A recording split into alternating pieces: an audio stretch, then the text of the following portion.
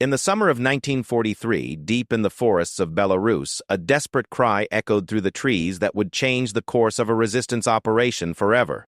When Lieutenant Kozlov screamed those 4 words into the chaos of gunfire and smoke, he never expected the answer would come from the quietest person in their camp. Maria Volkov had been invisible for months, the supply girl who counted bullets, rationed bread, and mended torn uniforms, without ever speaking unless spoken to. She moved like a shadow through their makeshift camp, her presence so unremarkable that seasoned fighters often forgot she was there at all. Her hands, they noticed, were always steady when she handed out ammunition. Her eyes, they rarely bothered to meet, were always watching. But on that blood-soaked afternoon when Nazi forces surrounded their position and their best marksmen lay wounded or dead, when escape seemed impossible and surrender meant execution, those same steady hands would grip a rifle with the precision of a master.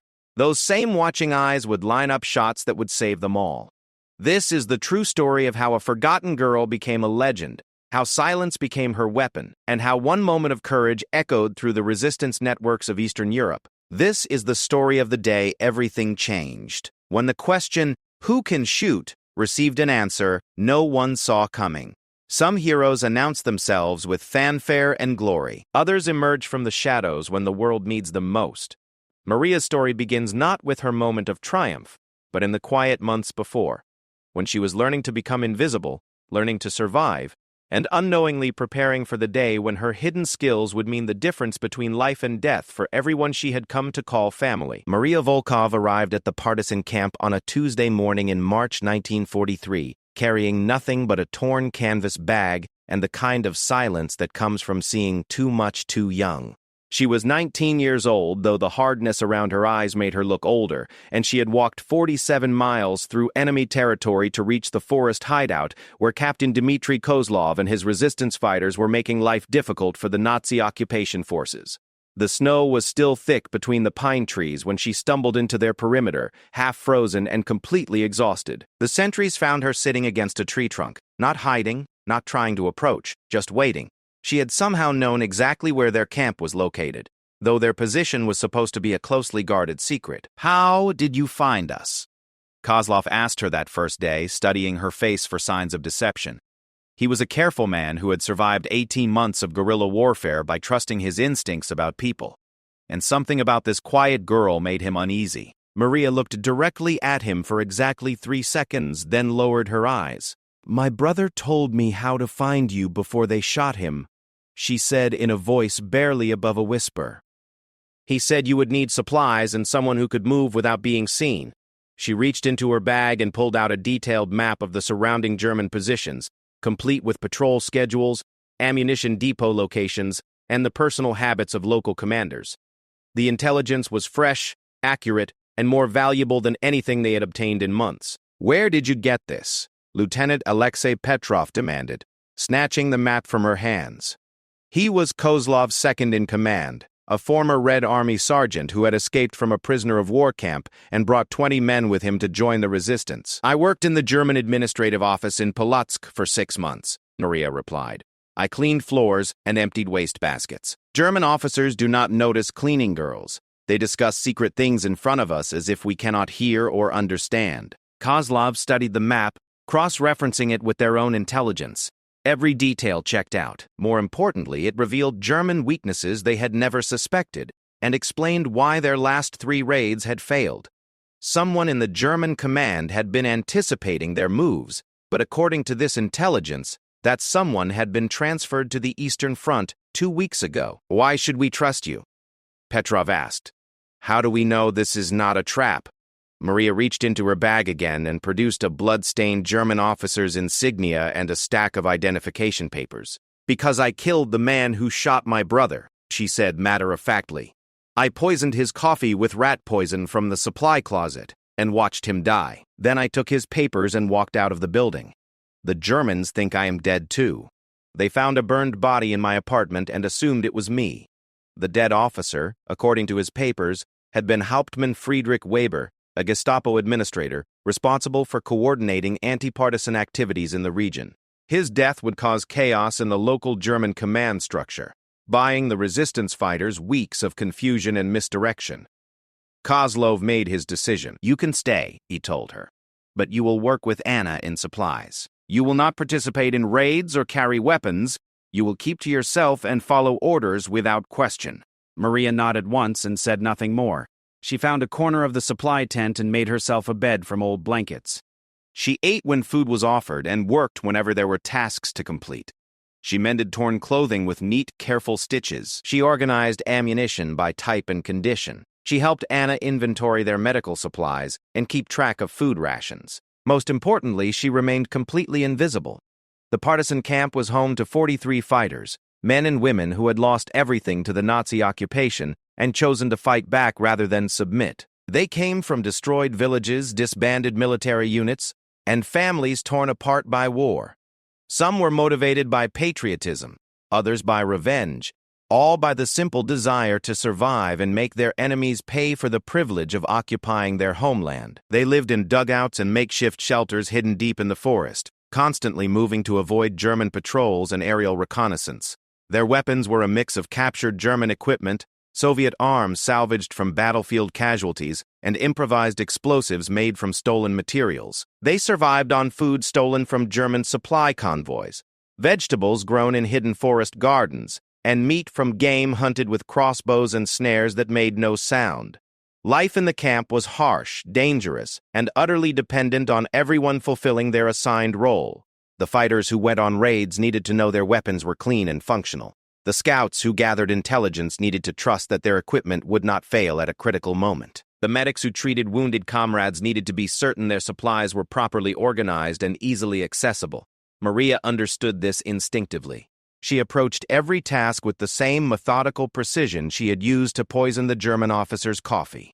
When she cleaned a rifle, every component was inspected and properly maintained. When she packed medical supplies, everything was organized for quick access in emergency conditions. When she prepared food rations, portions were calculated to provide maximum nutrition while conserving limited resources. She worked in complete silence, speaking only when directly addressed, and never volunteering opinions or suggestions. The other fighters gradually became accustomed to her presence, but none of them really noticed her. She was simply part of the camp's routine, like checking the perimeter guards or maintaining the radio equipment. This invisibility was exactly what Maria wanted. She had learned during her months working for the Germans that being overlooked was the most powerful form of protection available to someone in her position. Invisible people heard conversations not intended for their ears. They could move through restricted areas without being questioned. They could observe enemy behavior patterns and weaknesses that trained soldiers would miss, but Maria's invisibility served another purpose that even she did not fully understand yet. Every day as she worked with the camp's weapons, she was learning their characteristics and capabilities. She memorized the weight and balance of every rifle, the trigger pull of every pistol, the effective range of every captured German weapon in their arsenal. During her childhood in a small farming village, her father had been the local gamekeeper, responsible for controlling wolves and other predators that threatened the collective farm's livestock. He had taught her to shoot when she was 12 years old, starting with a small-caliber hunting rifle and progressing to more powerful weapons as her skills developed. Shooting is not about strength or aggression, he had told her during those long afternoons practicing in the forest behind their village. It is about patience, breath control, and understanding your target. A good shooter becomes part of the weapon, and the weapon becomes part of the shot. Everything else is just noise. Her father had been killed during the first week of the German invasion, shot while trying to protect the farm's grain stores from confiscation. Maria had buried him with her own hands and then disappeared into the chaos of war, using her administrative skills to survive while planning her revenge. Now, in the partisan camp, she applied those same shooting lessons to every weapon she maintained. Every weapon she maintained, she learned to judge the condition of rifle barrels by the sound they made when cleaned. She could identify ammunition quality by weight and feel. She memorized the mechanical characteristics of German, Soviet, and captured Polish weapons, understanding how each would perform under different conditions. The other fighters assumed she was simply being thorough in her duties. They had no idea she was unconsciously preparing for a moment when her hidden skills would determine who lived and who died. 3 weeks after her arrival, the camp received word that a German supply convoy would be passing through the area. The convoy included ammunition trucks, food supplies, and a rumored shipment of new winter equipment desperately needed by Nazi forces, preparing for another harsh Eastern European winter. Kozlov decided to attack. The intelligence suggested the convoy would be lightly defended, traveling on a route that offered excellent ambush opportunities. More importantly, capturing the supplies would solve their own logistical problems for months to come. As the fighters prepared their weapons and planned their positions, Maria continued her routine work, organizing supplies and maintaining equipment. She showed no interest in the upcoming raid and asked no questions about the tactical planning. But late that night, as she cleaned rifles by lamplight in the supply tent, she found herself thinking about sight alignment and wind compensation, about target prioritization and shooting positions. She tested the trigger pull on each weapon and made mental notes about which ones would be most reliable under combat conditions. She told herself she was just being thorough in her duties. She did not yet understand that she was preparing for the moment when Lieutenant Kozlov would scream those desperate words into the chaos of battle, and her hidden skills would provide the only answer that mattered. The German supply convoy was supposed to arrive at 2:15 in the afternoon, traveling east on the forest road that connected the occupied town of Vitebsk with forward military positions along the front line. Kozlov's intelligence sources had provided detailed information about the convoy's composition, timing, and defensive arrangements. According to their informants, the convoy consisted of 12 vehicles escorted by 2 armored cars and approximately 30 German soldiers. What the intelligence had not mentioned was that the convoy also included a radio truck equipped with long-range communication equipment, or that the German commander had changed the route at the last minute to include a security sweep of the exact forest area where the partisans had positioned themselves for the ambush. Maria knew none of this as she worked in the supply camp that morning, organizing ammunition and preparing medical supplies for the wounded fighters who would inevitably return from the raid. She had been specifically ordered to remain in camp with Anna and 2 guards, responsible for maintaining security while the main force was engaged in combat operations. The ambush site was located 3 miles from the camp, where the forest road curved around a steep hillside and crossed a narrow bridge over a seasonal creek. Kozlov had positioned his fighters in a classic L-shaped formation, with the main assault force hidden along the hillside and a secondary group positioned to block the convoy's retreat route. The plan was simple and had worked successfully in previous operations. When the lead vehicle reached the center of the kill zone, Lieutenant Petrov would initiate the attack with a captured German Panzerfaust anti-tank weapon. The explosion would disable the lead armored car and block the road, trapping the convoy in the narrow defile. The fighters on the hillside would then engage the escort troops while a demolition team destroyed the supply trucks. At 2:23, exactly 8 minutes behind schedule, the convoy appeared on the forest road. Kozlov watched through binoculars as the vehicles approached his position, noting that the formation was different from what his intelligence had described. Instead of 12 vehicles, he counted 16. Instead of 2 armored cars, there were 3. Most significantly, the escort force appeared to be significantly larger than expected, with soldiers riding on the outside of several trucks. Despite these discrepancies, Kozlov decided to proceed with the attack. His fighters had been in position for 6 hours, and postponing the operation would mean losing an opportunity that might not present itself again for months. He gave the signal for Petrov to prepare the Panzerfaust. The first indication that something was wrong came when German soldiers began dismounting from the trucks before they reached the kill zone. Instead of proceeding directly through the ambush site, the convoy had stopped approximately 200 meters short of the bridge, and troops were deploying in tactical formation along both sides of the road. Kozlov realized immediately that his position had been compromised. The Germans knew about the ambush and were preparing to turn the trap against the trappers. He faced an immediate decision: withdraw his forces and lose the opportunity to capture desperately needed supplies, or proceed with the attack against a prepared enemy force that outnumbered his fighters by more than 2-1. He chose to attack. The battle began when Petrov fired the Panzerfaust at the lead armored car, scoring a direct hit that disabled the vehicle and blocked the road as planned. But instead of creating confusion in the German ranks, the explosion seemed to trigger a coordinated response that suggested the enemy had been expecting exactly this type of assault. German soldiers immediately took cover behind their vehicles and began returning accurate fire at the partisan positions on the hillside. Worse, additional troops began emerging from the forest on both flanks, indicating that the ambush had itself been ambushed. The partisans found themselves surrounded and outnumbered, fighting for their lives instead of conducting a lightning raid against an unsuspecting convoy. The radio truck that Kozlov's intelligence had failed to identify immediately began broadcasting distress signals, calling for reinforcements from nearby German units. Within minutes, the partisans would not only be fighting the convoy's escort force, but also facing additional enemy troops responding to the radio calls.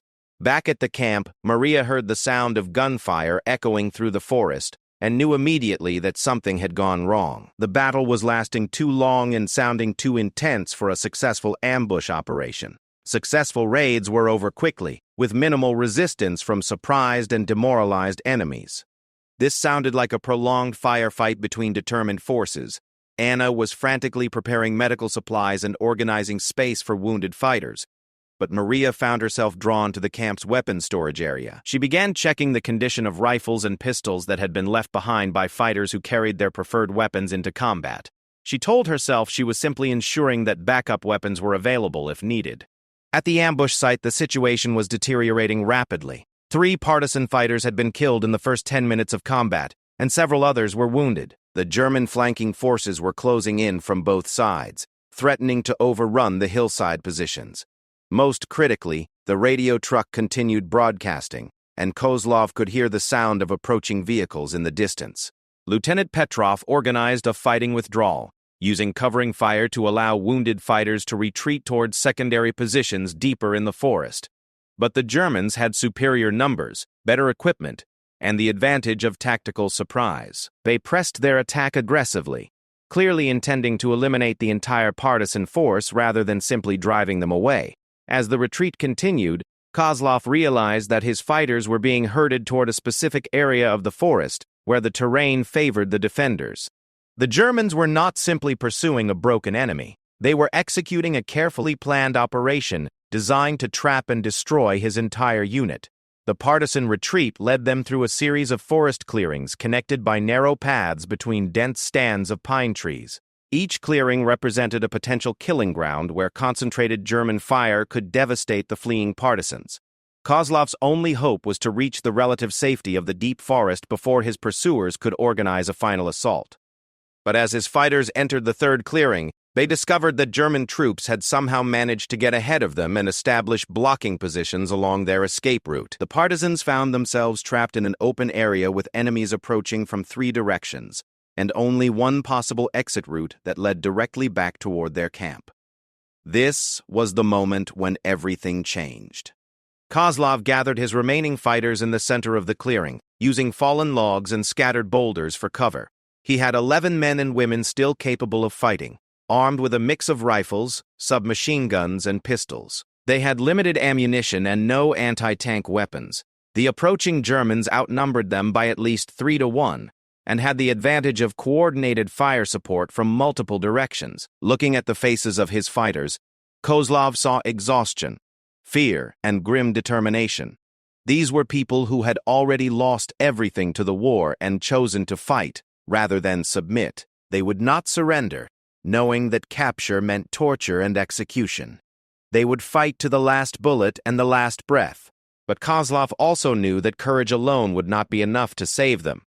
The Germans were closing in methodically, using proven tactics that had eliminated other partisan groups throughout the occupied territories. In less than an hour, his fighters would be overwhelmed by superior numbers and firepower. He needed a miracle. He needed someone with exceptional marksmanship skills who could eliminate enough German soldiers to break up their coordinated assault and create an opportunity for escape.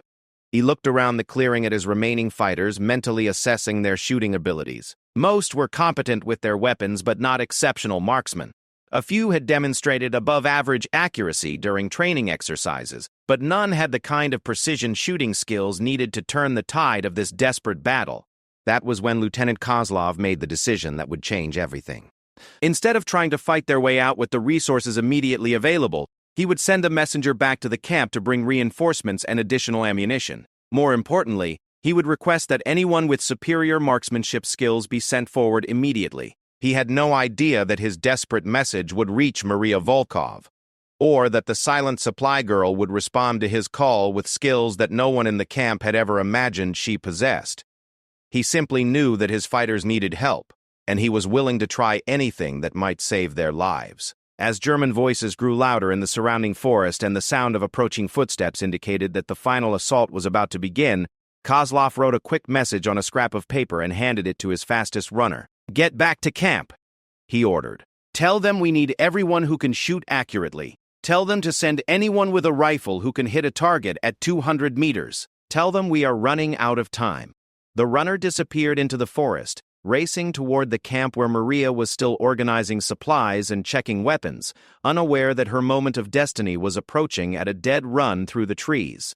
Private Yuri Volgin had been running through the forest for 22 minutes when he stumbled into the partisan camp, gasping for breath and clutching the blood-stained message from Lieutenant Kozlov. He was 19 years old, the youngest fighter in the unit, and had volunteered for the dangerous mission of carrying word back to camp because he was the fastest runner and knew the forest paths better than anyone except the scouts.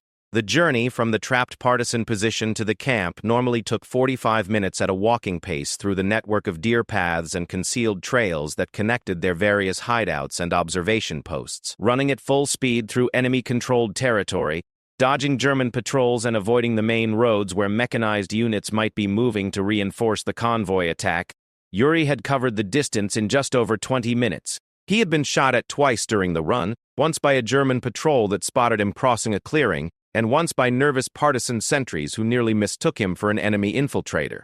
A bullet had grazed his left shoulder, and blood was soaking through his jacket. But adrenaline and desperation had kept him moving toward the camp, where reinforcements might still save his trapped comrades. Anna Fedorova was the first to reach him as he collapsed near the communications tent, clutching his side and struggling to catch his breath.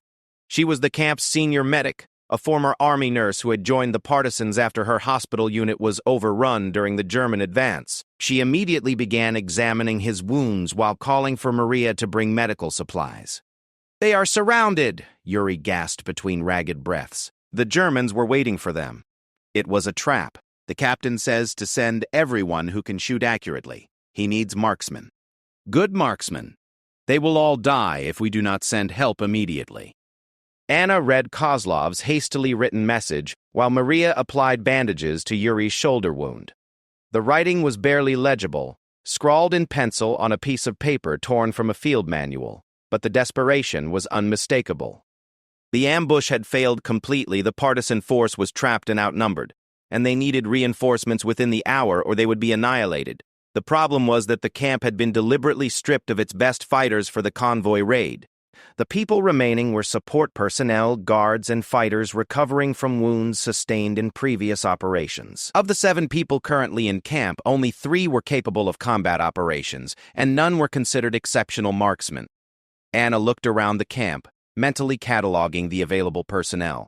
There was Boris, the radio operator, who was competent with a rifle but had poor eyesight and was better suited for defensive positions. There was Ivan, one of the perimeter guards, who was steady under fire but had never demonstrated particular accuracy at long range. There was Mikhail, a former factory worker who had joined the partisans only 6 weeks earlier and was still learning basic weapons handling. And there was Maria. Anna had never seen Maria fire a weapon. The supply girl had been specifically assigned to non-combat duties and had never expressed interest in participating in raids or training exercises. She worked with weapons constantly, cleaning and maintaining them, but always as equipment rather than tools she might use herself. But as Anna watched Maria treat Yuri's wounds with calm efficiency, she noticed something she had never observed before. Maria's hands remained completely steady despite the crisis atmosphere in the camp. Her breathing was controlled and regular. Her movements were precise and economical, suggesting someone accustomed to working under pressure. More significantly, while Anna and the others were focused on the immediate medical emergency, Maria had automatically positioned herself where she could observe all the approaches to the camp while maintaining a clear line of retreat toward the deeper forest. This was not the behavior of someone unfamiliar with dangerous situations. "Can you shoot?" Anna asked her directly, studying her face for any sign of deception or uncertainty. Maria paused in her bandaging of Yuri's wound and looked directly at Anna for several seconds. It was the longest eye contact anyone in the camp had ever received from her. "Yes," she said quietly. "I can shoot." "How well can you shoot?" "Well enough." Anna made her decision. With limited options and desperate circumstances, she was willing to take a chance on the mysterious supply girl who had appeared in their camp 6 months earlier with detailed intelligence and a story about poisoning German officers. "Get your rifle," Anna ordered. "Boris, Ivan, you are coming too. Mikhail, you stay here with Yuri and maintain radio watch. If we do not return by nightfall, pack essential supplies and move the camp to the secondary location." Maria disappeared into the supply tent and emerged moments later carrying a captured German Mauser K98K rifle and a leather pouch containing ammunition. The weapon was one she had maintained repeatedly over the previous months, and she had chosen it specifically because she knew its characteristics better than any other rifle in their arsenal. The Mauser was a precision instrument, designed for accuracy at long range and favored by German snipers throughout the war. It fired a powerful 7.92 mm cartridge capable of penetrating most forms of cover and body armor. More importantly, this particular rifle had been captured from a German sniper whose personal modifications had improved its already excellent accuracy. Maria had discovered these modifications during routine maintenance, recognizing the subtle alterations to the trigger mechanism and sight alignment that indicated professional sniper training. She had carefully preserved these improvements while cleaning and storing the weapon, understanding instinctively that they represented the difference between a standard infantry rifle and a precision shooting instrument.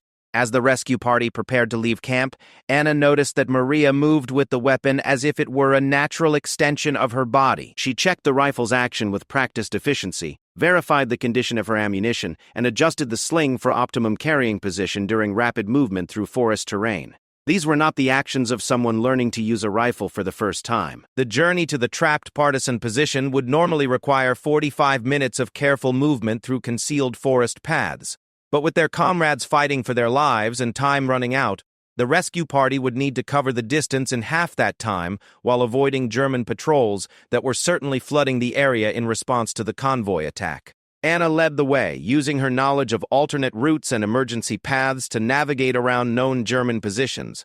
Behind her, Boris and Ivan carried extra ammunition and medical supplies, prepared to provide covering fire while Maria attempted whatever long-range shooting might be possible, given the tactical situation. But as they moved through the forest, Anna began to notice details about Maria's movement that raised questions about her true background and experience. The supply girl moved through the dense undergrowth with the silent efficiency of an experienced scout. She automatically avoided stepping on dry branches or brushing against vegetation that might reveal their position. She instinctively chose routes that provided maximum concealment while maintaining clear fields of fire. Most significantly, she carried her rifle in a way that would allow immediate engagement of targets without unnecessary movement or preparation.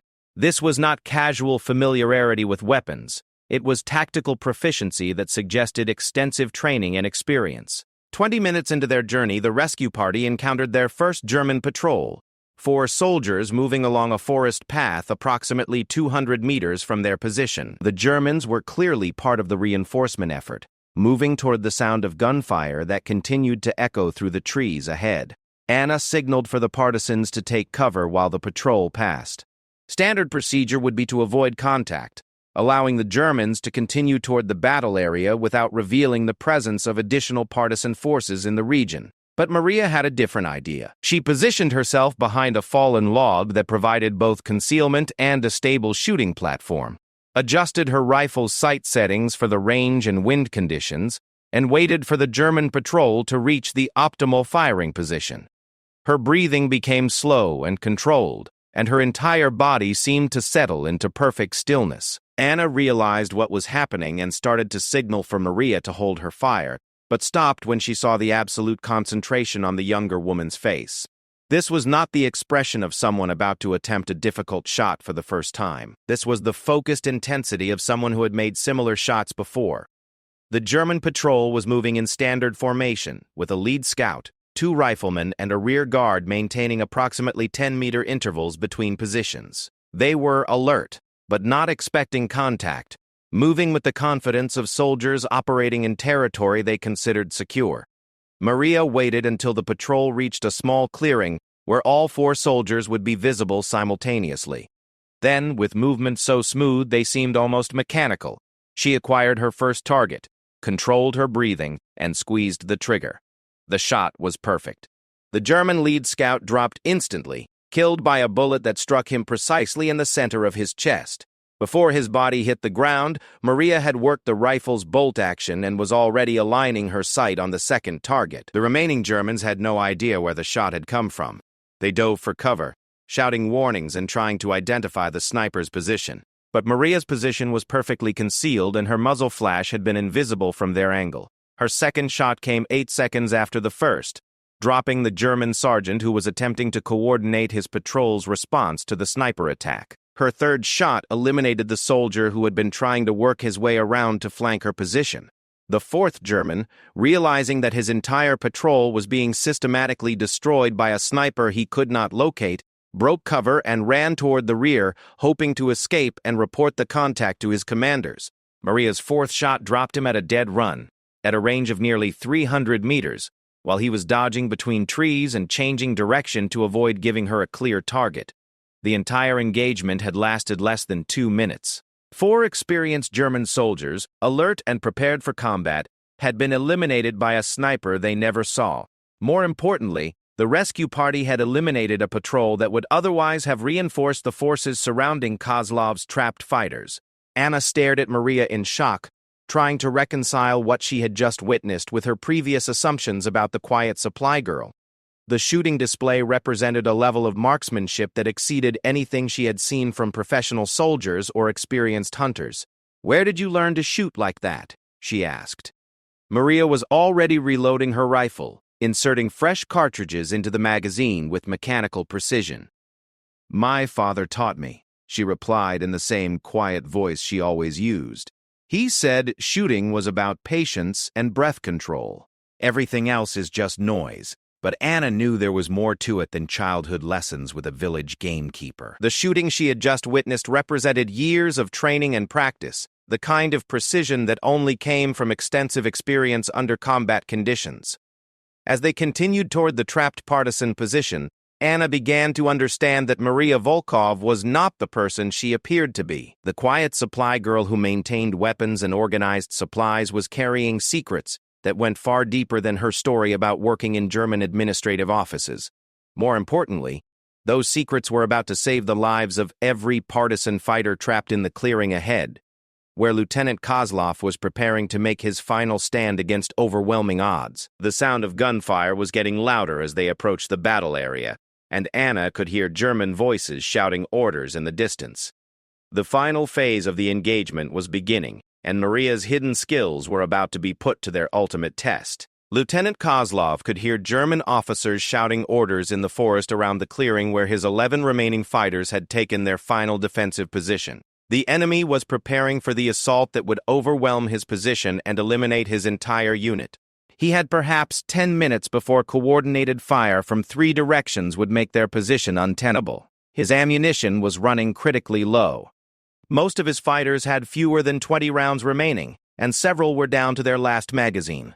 They had managed to eliminate 6 German soldiers during the running battle through the forest, but the enemy still outnumbered them by more than 2 to 1 and held all the tactical advantages. The clearing where they had made their stand was approximately 60 meters across, surrounded by dense pine forest that provided excellent concealment for attacking forces. Fallen logs and scattered boulders offered some protection for the defenders, but not enough to stop concentrated fire from multiple directions. Worse, the Germans had positioned at least 1 machine gun team on the high ground to the east, giving them a commanding view of the entire defensive position. Kozlov crawled from position to position, checking on his fighters and trying to coordinate their defense with limited resources. Nina Pavlova, his best sniper, had been wounded during the retreat and could no longer use her rifle effectively. Sergeant Orlov had been killed defending the rear guard action that allowed them to reach the clearing. 3 other experienced fighters were wounded seriously enough to compromise their combat effectiveness.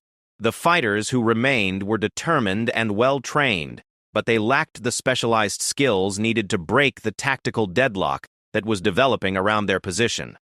The Germans were using proven methods that had eliminated other partisan groups throughout the occupied territories. Surround the position, establish fire superiority, and then overwhelm the defenders with a coordinated assault from multiple directions. That was when Private Volgin appeared at the edge of the clearing, moving fast and low to avoid German observation. He had somehow managed to slip past the encircling forces and reach Kozlov's position with word that reinforcements were coming. "Anna is bringing help," he whispered urgently. "She has Boris and Ivan with her, and the supply girl. They eliminated a German patrol on the way here. They should arrive within minutes." Kozlov felt a mix of relief and frustration. 3 additional fighters would help, but not enough to change the fundamental tactical situation. Boris and Ivan were solid fighters but not exceptional marksmen. The supply girl was a complete unknown who had never participated in combat operations. "How many Germans did they encounter?" he asked. 4 soldiers, all eliminated by the supply girl. Anna says she can shoot. This information changed everything. If Maria possessed the kind of marksmanship skills suggested by eliminating 4 German soldiers without assistance, she might be able to provide the precise, long-range fire that could disrupt the enemy's tactical coordination. Kozlov began formulating a new plan based on having a skilled sniper available to support his defensive position. If Maria could eliminate key German leaders and weapons specialists, his fighters might be able to break out of the encirclement and escape toward the deeper forest where pursuit would be more difficult. But first, she needed to reach their position without being detected by the German forces that now controlled most of the surrounding forest. Anna had anticipated this problem. As the rescue party approached the battle area, she had studied the terrain and German positions, identifying a route that would allow them to reach Kozlov's fighters without exposing themselves to enemy observation. The route required careful timing and precise movement, but it would position Maria where she could provide effective sniper support. The plan depended on creating a distraction that would draw German attention away from the route Maria would use to reach her shooting position. Boris and Ivan would create noise and movement on the opposite side of the clearing, suggesting that partisan reinforcements were arriving from that direction. While the Germans repositioned to meet this threat, Maria would move into position on elevated ground overlooking the clearing. Anna positioned Boris and Ivan approximately 200 meters from the German positions and instructed them to begin harassing fire at precisely 4:30 p.m. They would fire rapidly for 30 seconds, then move to alternate positions and repeat the process. The goal was not to eliminate German soldiers, but to create confusion and force them to divert resources toward defending against this apparent flanking attack. While Boris and Ivan prepared their distraction, Anna led Maria to a rocky outcrop on the hillside overlooking the clearing. The position provided excellent observation of the entire battle area and clear fields of fire toward all 3 German positions. More importantly, it was concealed from German observation and offered multiple escape routes if withdrawal became necessary. Maria studied the tactical situation through her rifle scope, identifying key targets and calculating ranges to various German positions. She could see at least 15 enemy soldiers, including the machine gun team that dominated the eastern approach and what appeared to be a German officer directing the encirclement operation. The officer was her primary target. Eliminating him would disrupt German tactical coordination and potentially cause enough confusion to allow Kozlov's fighters to break out of their trapped position. But the shot would be difficult. Approximately 250 meters through forest cover, with the target partially concealed behind a large pine tree. Maria adjusted her rifle's sight settings and found a stable shooting position using a boulder as a rest. She controlled her breathing and waited for the distraction to begin, knowing that she would have only seconds to eliminate key targets before the Germans realized they were under sniper attack. At exactly 4:30, Boris and Ivan opened fire from their position on the opposite side of the clearing.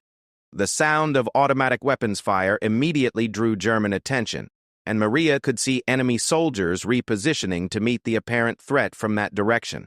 This was her opportunity. Her first shot took the German officer in the center of his chest, dropping him instantly and creating immediate confusion in the enemy ranks.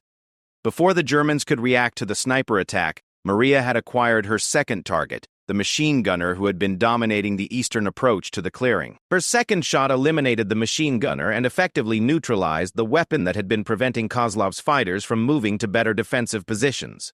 The assistant gunner attempted to take over the weapon, but Maria's third shot dropped him before he could bring the gun back into action. German soldiers were now shouting warnings and trying to locate the sniper position, but Maria's concealment was perfect, and her muzzle flashes were invisible from their angle.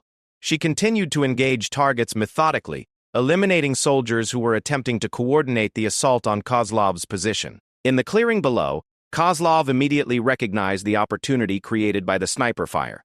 With the German officer dead and their machine gun neutralized, his fighters could move to more advantageous positions and begin their own counterattack. "Now!" he shouted to his remaining fighters. "While they are confused, follow me." The partisan fighters emerged from their defensive positions and began moving toward the weakest point in the German encirclement. They advanced in short rushes, using covering fire and tactical movement to avoid the remaining enemy positions. Maria provided overwatch for their movement, eliminating German soldiers who tried to block the partisan advance. Her shooting was precise and economical, with each shot eliminating a specific threat to the escaping fighters. She had no ammunition to waste on targets of opportunity or suppressive fire. The breakout was working, but the Germans were beginning to adapt to the sniper threat. Enemy soldiers were taking better cover and trying to coordinate their response to the partisan counterattack. Worse, Maria could hear the sound of vehicles approaching through the forest, indicating that German reinforcements were arriving. She had perhaps 5 minutes before overwhelming enemy numbers would make escape impossible, even with sniper support. That was when she noticed the German radio operator, who had been attempting to call for additional reinforcements. He was positioned approximately 300 meters from her location, partially concealed behind a damaged tree trunk, and was clearly communicating with units outside the immediate battle area. Eliminating him would prevent him from directing the approaching reinforcements toward the partisan escape route. But the shot would be extremely difficult, requiring her to fire through heavy forest cover at maximum effective range, while the target was moving and taking evasive action. Maria studied the target through her scope, calculating wind drift and bullet drop over the extended range. She had one opportunity to make the shot before the radio operator would disappear into better concealment. If she missed, he would continue directing German forces, and the partisan escape would fail. She controlled her breathing, aligned her sight picture perfectly, and squeezed the trigger with the same smooth motion her father had taught her years earlier in the forest behind their village. The shot was perfect. The German radio operator dropped instantly, and his radio equipment was destroyed by the same bullet that killed him. The approaching reinforcements would now have no tactical coordination with the forces at the battle site. But the shot had also revealed Maria's position to the remaining German soldiers. Enemy fire began impacting around her location, and she knew that she had only moments before her position would become untenable. She fired her last 3 rounds at German soldiers who were attempting to block Kozlov's escape route, then gathered her equipment and prepared to withdraw. The partisan fighters were successfully breaking out of the encirclement, but she needed to reach the rendezvous point before German forces could reorganize and pursue. As she moved down from her shooting position, Maria could see Kozlov's fighters disappearing into the forest, using the confusion created by her sniper fire to escape toward safety. The mission was succeeding, but the most dangerous part was still ahead. She needed to reach the extraction point where Anna was waiting with Boris and Ivan, and she needed to do it before the German reinforcements arrived and sealed off all escape routes from the battle area. Behind her, she could hear German soldiers shouting orders and trying to organize pursuit operations. But their coordination had been shattered by the loss of their officer and radio operator, and they were uncertain about the strength and location of the partisan forces that had just escaped their trap. Maria moved through the forest with the silent efficiency she had learned during her months of survival in occupied territory, using every technique her father had taught her about moving unseen through hostile country. She was no longer the invisible supply girl who maintained weapons and organized equipment. She was a ghost with a rifle, and she had just saved the lives of every fighter in Kozlov's unit. The partisan camp buzzed with activity as the survivors of the failed convoy raid returned throughout the evening, carrying wounded comrades and salvaged equipment from what should have been a disaster. By nightfall, all but 2 of Kozlov's fighters had made it back to the safety of the forest hideout, and even those 2 were confirmed alive, having been assigned to establish observation posts along the German patrol routes. Lieutenant Kozlov sat in the command tent, writing his after-action report by lamplight, trying to find words to describe how 11 trapped fighters had escaped from a coordinated German operation that should have eliminated his entire unit. The tactical situation had been hopeless, the enemy advantages overwhelming, and yet somehow they had not only survived, but had inflicted significant casualties on a superior force. The key factor, he knew, had been Maria Volkov. During the past 6 months, she had been the invisible supply girl, so quiet and unremarkable that experienced fighters often forgot she was present during planning sessions. She cleaned weapons, organized ammunition, and maintained equipment with methodical efficiency, but always in the background. Now, suddenly, she had revealed herself to be one of the most skilled marksmen anyone in the unit had ever encountered. Her shooting during the rescue operation had been nothing short of extraordinary, demonstrating precision and tactical awareness that exceeded the capabilities of professional soldiers and experienced snipers. But even more mysterious than her shooting skills was the question of where she had acquired them. Her story about learning from her father was plausible for basic marksmanship, but the level of expertise she had displayed suggested extensive training and combat experience. She had engaged multiple targets at varying ranges under difficult conditions, making split-second decisions about target priority and tactical timing that indicated far more than casual familiarity with sniper operations. Kozlov had commanded partisan fighters for 18 months. Working with men and women from diverse military and civilian backgrounds, he had served with former Red Army officers, professional hunters, and even a few individuals who had received specialized training in reconnaissance and sabotage operations. None of them had demonstrated the combination of technical skill and tactical instinct that Maria had displayed during the rescue operation. The next morning, he called her to the command tent for a private conversation. She appeared at the appointed time carrying the same quiet demeanor she had maintained since arriving at the camp. But now Kozlov noticed details about her that he had previously overlooked. She moved with the unconscious precision of someone accustomed to operating in dangerous environments. Her eyes automatically scanned the tent's interior, identifying potential threats and escape routes.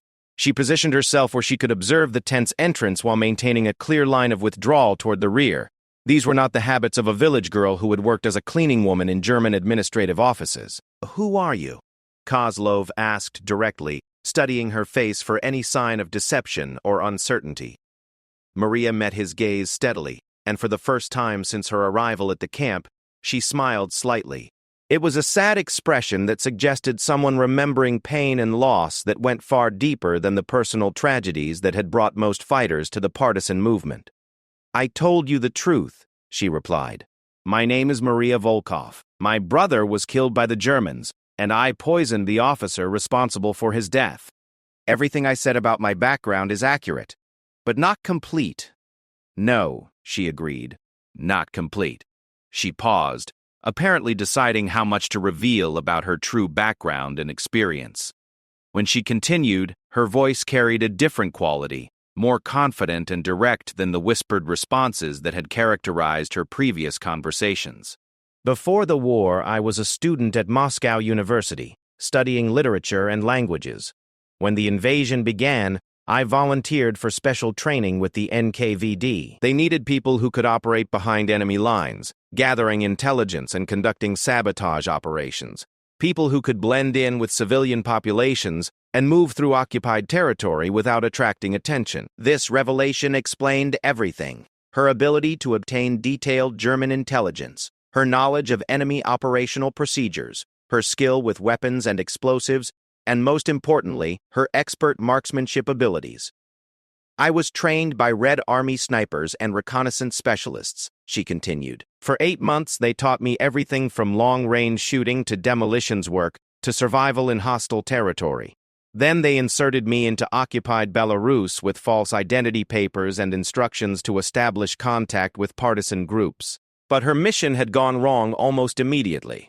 The Soviet intelligence network in Belarus had been compromised by German counterintelligence operations, and most of the contacts she had been given were either dead or captured. She found herself alone in enemy territory, with no communication with her superiors and no clear way to complete her assigned mission. I spent 6 months working for the Germans, gathering intelligence and waiting for an opportunity to make contact with legitimate resistance forces," she explained. "When I heard about your unit, I decided to join you rather than continue operating alone." Kozlov absorbed this information, understanding now why Maria had been able to provide such valuable intelligence about German positions and operations. She was not a refugee who had stumbled into partisan warfare. She was a trained intelligence operative who had been specifically prepared for exactly this type of mission. "Why didn't you tell us this when you first arrived?" he asked. "Because you would not have trusted me," she replied honestly. Soviet intelligence operatives are viewed with suspicion by many partisan groups, and rightfully so. Too many of them are more concerned with political control than with fighting the Germans. I needed to prove myself through actions rather than credentials. Over the following weeks, Maria's role in the partisan unit evolved from supply clerk to specialized operations specialist. Her intelligence training, combined with her proven shooting abilities, made her invaluable for reconnaissance missions and selective elimination of high-value German targets. She began operating alone, moving through occupied territory to gather intelligence on German troop movements, supply operations, and administrative activities. Her ability to blend in with civilian populations allowed her to operate in areas where other partisan fighters would be immediately identified and captured.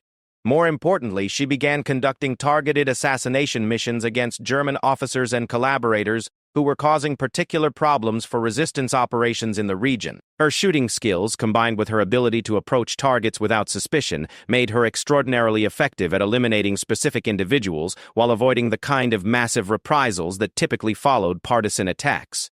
The Germans began to notice patterns in these deaths. Officers who had been successful at anti-partisan operations were dying under mysterious circumstances, often shot from long range by a sniper who was never seen or identified. German reports began referring to these incidents as the work of Der Stilgeist.